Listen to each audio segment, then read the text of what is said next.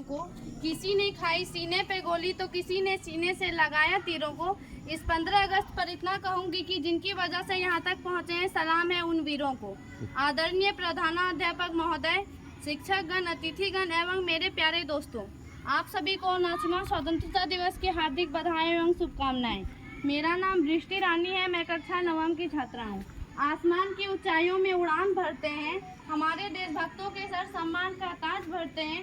भारत माता और वीर शहीदों को करके नमन स्वतंत्रता दिवस के इस कार्यक्रम को आगाज करते हैं।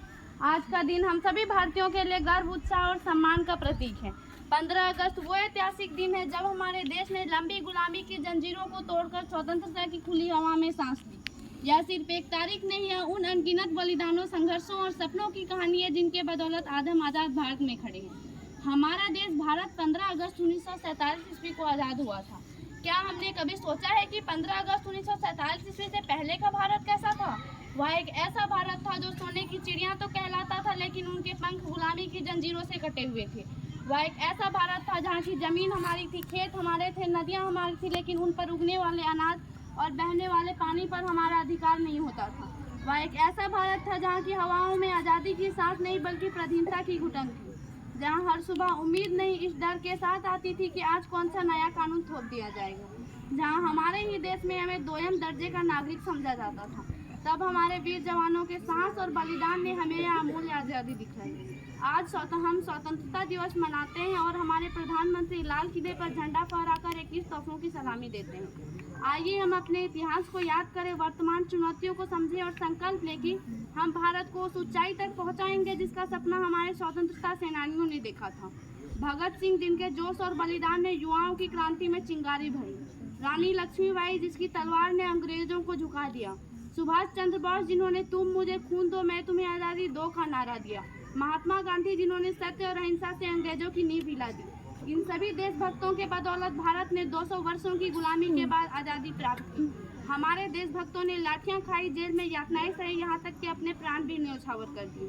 आज सभी के घरों में नौजवान तो मिल जाएंगे, लेकिन देश के प्रति न्योछावर होने वाली वो जान नहीं मिलेगी। आज हम आज़ाद तो हैं, पर हमें यह आज़ादी हमें हमारे देशभक्तों के कड़े संघर्षों के बाद मिली है। आज हम केवल तिरंगे को सलामी नहीं देते, बल्कि उन वीर वीरांगना को भी नमन करते हैं जिनके बदौलत आज हम आज़ाद भारत में खड़े हैं। उनके सम्मान में मैं एक शायरी प्रस्तुत करना चाहूँगी। लड़े वो वीर जवानों की तरह ठंडा खून फौलाद हुआ, कि लड़े वो वीर जवानों की तरह ठंडा खून फौलाद हुआ। मरते मरते भी मार गिराया तभी तो देश आज़ाद हुआ, कि मरते मरते भी मार गिराया तभी तो देश आज़ाद हुआ। आज हम आज़ाद तो हैं, पर आज भी हमारे सामने कई चुनौतियाँ हैं। आज भारत राजनीतिक रूप से स्वतंत्र है, पर क्या वास्तविक स्वतंत्रता का अनुभव कर रहा है? बेरोजगारी युवाओं को तोड़ रही है, भ्रष्टाचार ने व्यवस्था की जड़ें खोखली कर दी है, महंगाई आम आदमी को तोड़ रही है, सोशल मीडिया और टेक्नोलॉजी की आड़ में युवा भ्रमित है, शराब, सिगरेट, ड्रग्स के जिंदगी तबाह कर रही है। युवा जागरूकता जरूरी है। युवा को नेताजी और भगत सिंह जैसा जोश चाहिए ताकि वे नशा और भ्रम से दूर रहकर देश को सही दिशा दें। धर्म, जाति और भाषा के नाम पर बांटना छोड़ एक भारत और श्रेष्ठ भारत बने। आज़ादी केवल एक बार मिली थी, लेकिन इसे बनाए रखना हर दिन का संघर्ष है। आज हमें फिर से एक क्रांति की जरूरत है। अब वो क्रांति बंदूक से नहीं, कर्म से होगी, विचारों से होगी, राष्ट्र प्रेम से होगी। आइए हम संकल्प लें कि हम एक ऐसा भारत बनाएंगे जहां हर बच्चा शिक्षित हो, हर युवा सक्षम हो, हर नागरिक ईमानदार हो, हर कोना स्वच्छ और सुरक्षित हो। भाषण के समापन के साथ मैं एक शायरी प्रस्तुत करना चाहूंगी। काया में देशभक्ति का प्रवाह बहेगा, काया में देशभक्ति का प्रवाह बहेगा, साहस में साजिश का हर एक दुर्ग रहेगा, साहस में साजिश का हर एक दुर्ग रहेगा। जब तक नौजवानों के दिल में है देशभक्ति, जब तक नौजवानों के दिल में है देशभक्ति, ऐ हिंद तू आबाद रहेगा, ऐ हिंद तू आबाद रहेगा। जय हिंद, जय भारत।